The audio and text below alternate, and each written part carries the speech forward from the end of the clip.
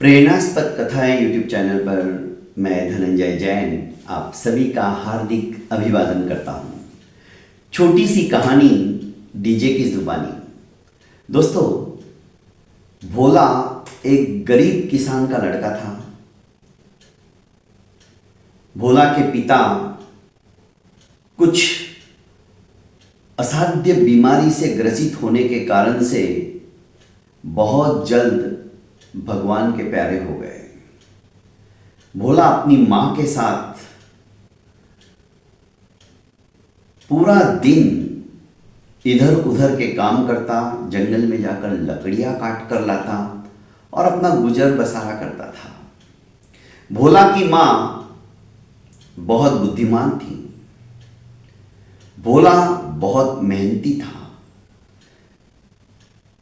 पर घर का गुजारा करने के लिए जितनी आमदनी होनी चाहिए थी, भोला की उतनी नहीं हो पा रही थी।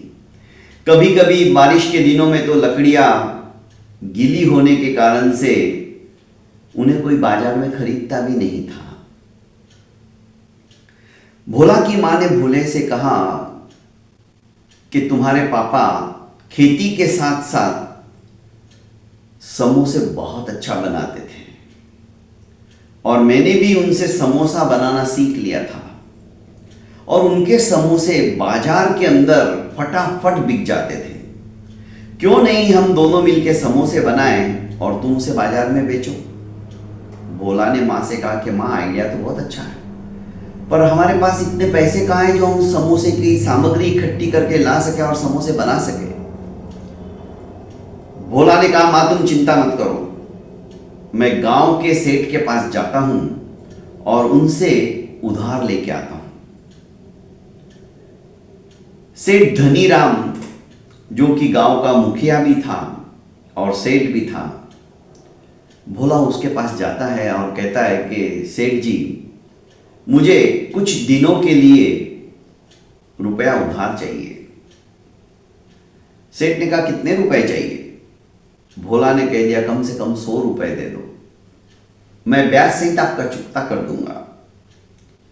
सेठ ने कहा, ठीक है, मुझे 1 सप्ताह के अंदर अंदर तुमने रुपया नहीं दिया तो ठीक नहीं होगा। भोला ने कहा, नहीं, मैं आपका रुपया ब्याज के साथ में चुकता कर दूंगा।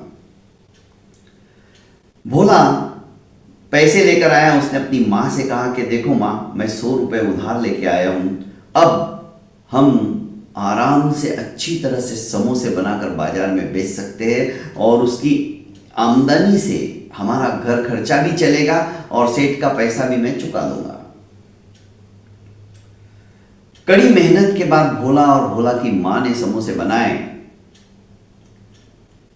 बाजार के अंदर बेचने के लिए गया तो बाजू में ही कालू नाम के व्यक्ति की जो समोसे की दुकान थी, कालू को वो गवारा नहीं हुआ कि मेरे बराबरी की टक्कर में कोई समोसे बेचे। इसलिए कालू ने अपने ही 2-3 आदमियों को समोसा खरीदने को कहा और बाजार में प्रचार प्रसार करने के लिए कह दिया कि समोसे कालू के ही अच्छे, इसके समोसे अच्छे नहीं हैं। भोला को बड़ा दुख हुआ जब बाजार में चर्चा होने लगी कि नहीं नहीं नहीं, समोसे हमने खा के देखे थे, हमें अच्छे नहीं लगे। वापस शाम को मुश्किल से 2-3 समोसे बेचने के बाद भोला घर पे आया तो उसने सारी हकीकत मां से कह सुनाई कि मां, हमारे समोसे में वो स्वाद नहीं है, हमारे समोसे लोगों को पसंद नहीं आ रहे। देखते ही देखते 5-6 दिन व्यतीत हो गए, पर कालू के प्रचार प्रसार से भोले की ठेला गाड़ी पे कोई भी समोसा खरीदने को नहीं आता था।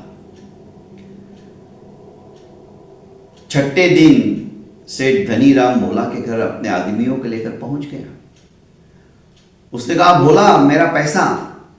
भोला ने सब कुछ धनीराम से कह सुनाया कि देखो धनीराम जी, ये सारे समोसे पड़े हैं, पर मेरे समोसे तो बिक ही नहीं रहे। कालू ने इस तरह से हरकत की है। धनीराम कहता है, मुझे कुछ पता नहीं, मैं नहीं जानता, तुम्हारे समोसे बिक रहे या नहीं बिक रहे, मुझे तो मेरे पैसे और मेरे ब्याज से मतलब है। कल आखिरी दिन है, यदि तुमने नहीं दिए पैसे तो मैं तुम्हारा एक घर जब्त कर लूंगा। मां बेटे दोनों परेशान हो गए कि अब क्या करें। फिर भी भोला ने कहा, मां हिम्मत मत हार तू, आज मैं फिर से जाता हूं, ठेला लगाता हूं, कुछ ना कुछ तो होगा। भोला ने धनीराम से भी कहा कि धनीराम जी मुझे और 7 दिन की मोहलत दो, मैं सचमुच में आपके पैसे नहीं चुका पाया तो उसके बाद में मेरा घर भी आप ले लेना। भोला को अपने आप के ऊपर विश्वास था, समोसे नहीं बिके गए तो मैं कुछ और काम करूंगा, पर सेठ का पैसा पाई पाई चुकता कर दूंगा, मुझे किसी का उधार नहीं चाहिए। समोसा लेकर बैठा था, इतने में एक व्यक्ति आता है, बूढ़ा था। उसने कहा, भाई मुझे समोसा खिला दो, मैं बहुत भूखा हूं और मेरे पास पैसे भी नहीं है। भोला ने करुणावश उसे कहा कि बाबा आप चिंता मत करो, वैसे भी मेरे समोसे कोई खरीद ही नहीं रहा है और ये पड़े पड़े खराब हो जाएंगे, इससे तो अच्छा है आपका पेट भर जाए। उसने समोसे 3-4 उन बुजुर्ग व्यक्ति को दिए। बुजुर्ग व्यक्ति ने एकदम खाकर कहा कि वाह मजा आ गया, क्या स्वादिष्ट है तुम्हारे समोसे, मेरी आत्मा तृप्त हो गई। भोला को विश्वास नहीं हो रहा था, पर भोला सोचने लगा जब भूख लगती है ना तो रूखी सूखी रोटी भी किसी मिष्टान्न से कम नहीं लगती है। शायद बहुत भूखे होंगे बाबा जी, इसलिए ऐसा कह रहे हैं। पर बाबा जी ने कहा कि भोला तुम सच्ची में बहुत ईमानदार हो और नेकी के साथ में तुम व्यवहार करने वाले प्रतीत हो रहे हो, मैं तुम्हें एक जड़ी बूटी देता हूं। उस जड़ी बूटी का थोड़ा सा एक चिमटी भर तुमने समोसे के अंदर बनाने के वक्त डाल दिया तो तुम्हारे समोसे संसार में सबसे स्वादिष्ट समोसे बनेंगे। वो बोतल देके जिसमें चूर्ण था जड़ी बूटी का, वे बाबा जी तो गायब हो गए। भोला को बड़ा आश्चर्य हुआ। दूसरे दिन भोला आया और उसने अपनी मां से कहा कि मां, हाट के अंदर ये बाबा जी मेरे को देके गए थे, क्या इस चूर्ण का हमने प्रयोग करना चाहिए? मां ने कहा, यदि उन्होंने ये दिया है तो जरूर हम इसका उपयोग करते हैं। और दूसरे दिन भोला की मां ने वो चूर्ण भी समोसे के मसाले के अंदर मिक्स कर दिया और समोसे से क्या जबरदस्त खुशबू आने लगी। भोला भी चकित रह गया, उसकी मां भी देखते ही रह गई कि ये तो चमत्कार हुआ है। भोला जब वो सारे समोसे लेकर बाजार में गया तो देखते ही देखते उसकी स्वाद से सारे लोग आकृष्ट होकर भोला की दुकान पर भागते हुए आने लगे और कहने लगे, समोसे से इतनी बढ़िया खुशबू क्या आ रही है। फटाफट लोग खरीदने लगे, सारे के सारे समोसे 1 घंटे में समाप्त हो गए। भोला को वापस घर पे आना पड़ा, वापस दोबारा समोसे बनवाने पड़े, मां से दोबारा बाजार में लेके गया। कालू से ये सब कुछ देखा नहीं गया।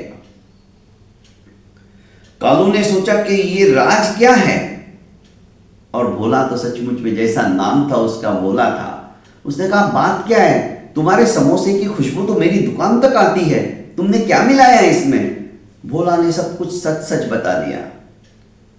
पर भोला ने यह भी कहा कि वो महात्मा जाते जाते मुझे ये कह के गए थे कि जो लालची व्यक्ति यदि इसको समोसे के अंदर डालेगा तो उसका उल्टा असर होगा। पर इसने सोचा कि मेरे को ये इसका राज नहीं बताना चाहता है, इसलिए ऐसा बोल रहा है।